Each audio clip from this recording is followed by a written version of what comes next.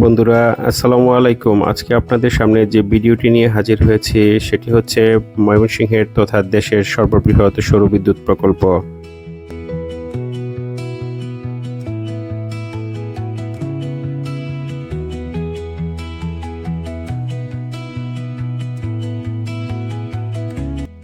এটি ময়মনসিংহের ব্রহ্মপুত্র নদীর তীরে সুতিয়াখালীতে এই প্রকল্পটির নির্মাণ শুরু হয়।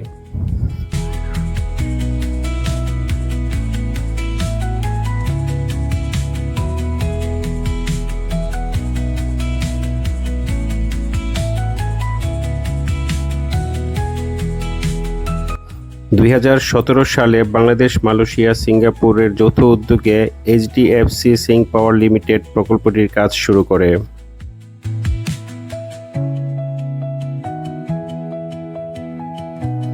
প্রায় ১৭৪ একর জায়গার উপর ৮০০ কোটি টাকা ব্যয়ে এই সৌরবিদ্যুৎ প্রকল্পটি নির্মাণ করা হয়েছে।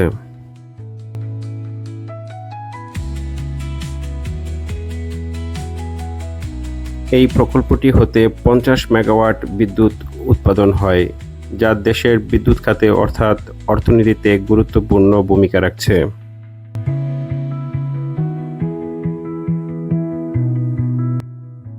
এই প্রকল্পটি বাস্তবায়নের ফলে স্থানীয়ভাবে অনেক মানুষের কর্মসংস্থানের সুযোগ হয়েছে।